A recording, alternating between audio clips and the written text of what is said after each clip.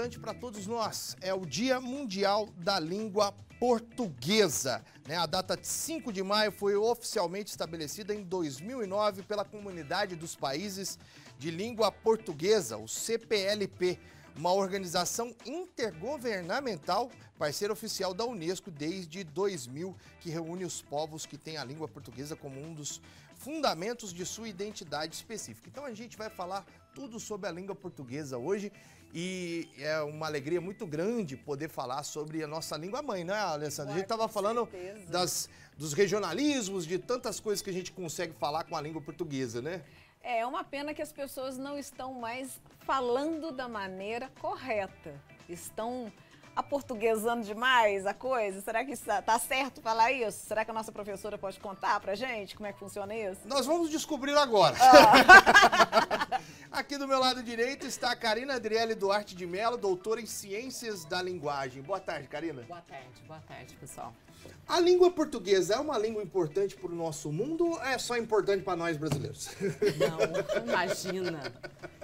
Extrema importância, é uma das línguas, está entre as 10 línguas mais faladas do mundo, né? Tem pesquisa que coloca como a 5ª língua mais falada, tem pesquisa que coloca como a 8ª, a 9ª, mas é fato que ela está entre as 10 línguas mais faladas do mundo, né? E a gente tem aí quase 300 milhões de pessoas falando língua portuguesa, então e em todos os continentes, então não dá para a gente falar que é uma língua pouco disseminada ou pouco valorizada. O que eu acho engraçado da América do Sul é que o único país que fala o português é o Brasil, né? Os nossos outros países ali ao nosso redor, todos Espanha, né? Todos falam espanhol, né? Aqui é muito forte o português. Eu acho que tem mais brasileiro falando português do que junto todos os outros países, talvez? Sim, o Brasil é o maior país falante da língua portuguesa, né? E essa diferença é um pouco por conta do processo de colonização que nós tivemos, né?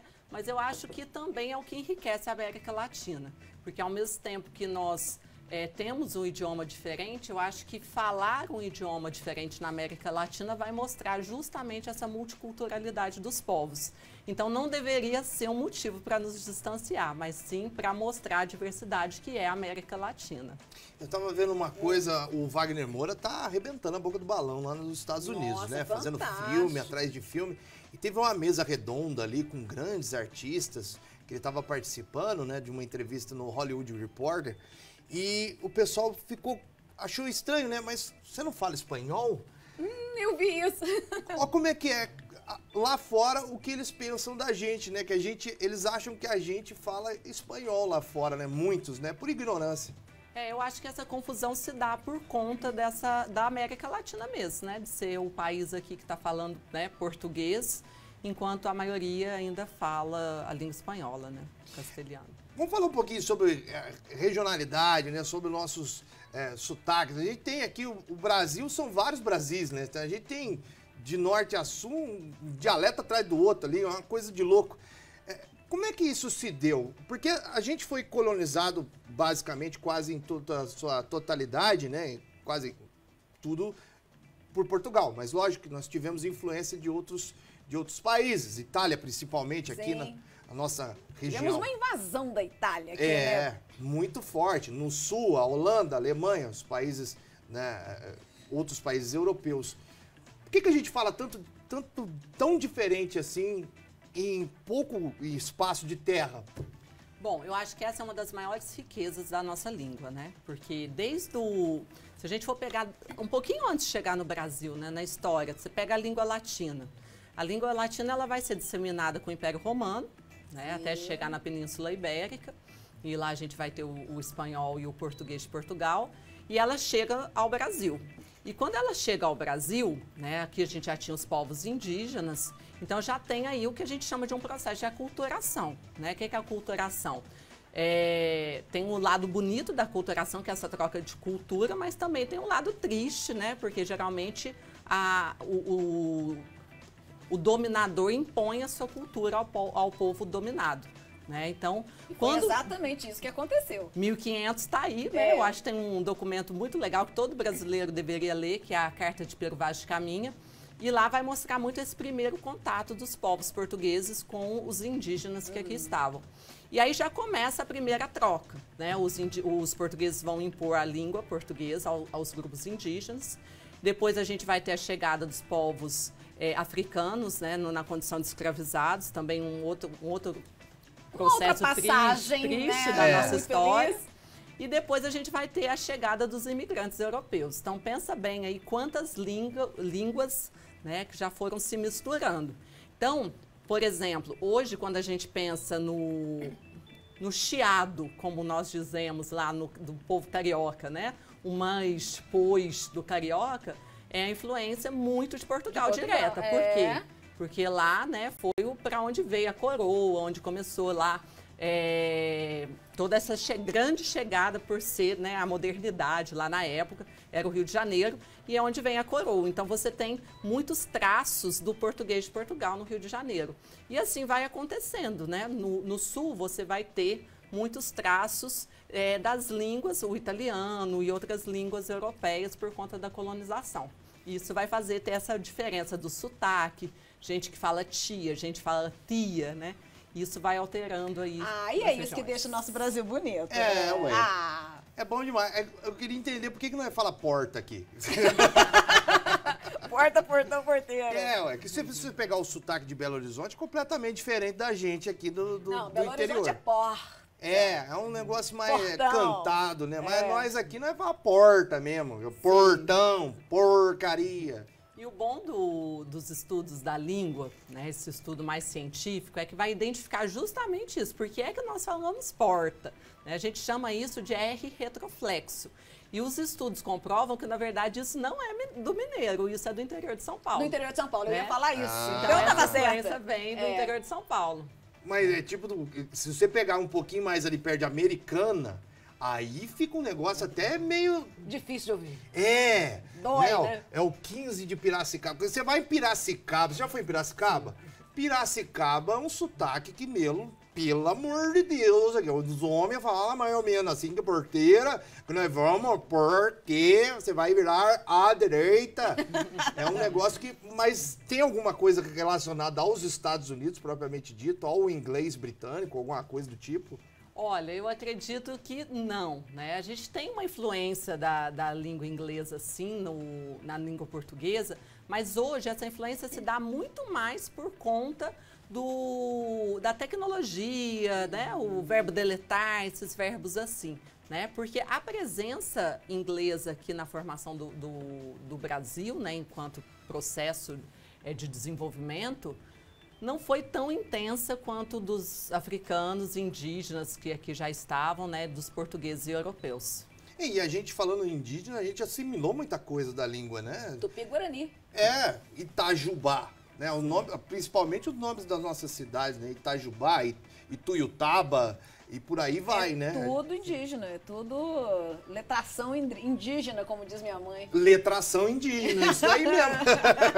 A gente usa, mas na escola propriamente dita, a gente não tem muito desse linguajar que vem da cultura dos povos originários, né? Sim, na verdade, isso já está embutido na nossa fala, só que nós não sabemos que é de origem, né, dos povos indígenas. Então, muitos nomes de legumes, nomes de cidades, mandioca. Né? Sim, já está tudo de origem. E aí nós não sabemos que é a origem.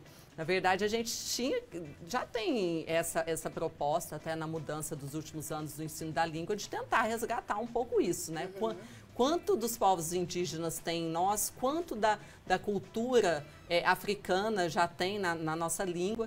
Então, acho que o bom dos estudos linguísticos hoje é justamente mostrar essas variedades, não como um sotaque é mais bonito do que o outro, um linguajar é mais bonito do que o outro, não, mas com a riqueza mesmo de que, olha, a gente fala africano sim, né? Nós falamos tupi sim, né? E tantos outros idiomas. A gente só não sabe dizer que sabe falar, isso. Mas o que a gente fala, a gente fala. É tão diferente isso, porque já tem alguns linguistas que fazem questão de que se fale da língua brasileira e não só de uma língua portuguesa, de tanta mistura que nós tivemos aqui no Brasil. Que é o que foi um querido aqui mandou uma mensagem, falou que tinha que mudar, não poderíamos deixar só no Brasil se fala a língua portuguesa, no Brasil se fala a língua brasileira.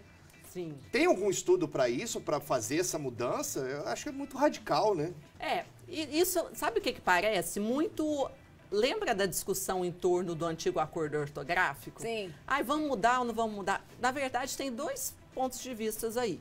Tem um ponto de vista que vai dizer que quando você tenta unificar uma língua, né, você coloca ali 300 milhões de pessoas falando aquele idioma, você fortalece enquanto nação, enquanto comunidade dos países de língua portuguesa, né?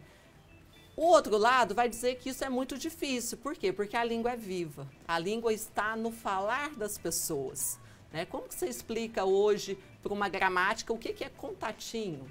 O que é date? Né? O que é você... né? Essas gírias. Gírias que outro dia me surgem, chamaram né? de boomer. Boomer. Você é muito boomer, Cadu. Cara, o que é isso? É velho. Me chama de velho, então. Vai me chamar de boomer. Chama de velho. É da geração baby boomer, né? Fazer o quê, né? Só uma última pergunta pra gente poder entrar com o Pablo, que tá aguardando a gente na linha. Na linha, né? Tô velho. Mas se entregou aqui agora. Peguei o orelhão aqui, vamos lá falar com o Pablo. Aqui, por que o português é tão difícil? Por que a gente tem tanto... Se você pegar o inglês, americano e o português, há uma disparidade gigantesca. É muito mais prático aprender o inglês norte-americano. O britânico tem algumas diferenciações ali de algumas palavras. O português tem acento circunflexo, tem não sei o quê, tem S, 2S, tem cedilha, tem Z, tem S com Z, tem som do Z. Por que não faz mais fácil? Não simplifica a língua? Ou nós que somos burros mesmo, tinha que aprender? Vamos lá. Primeira coisa, às vezes aluno chega assim, professor, eu não sei português. Eu falei, sabe, você foi alfabetizado nesse idioma, então você sabe.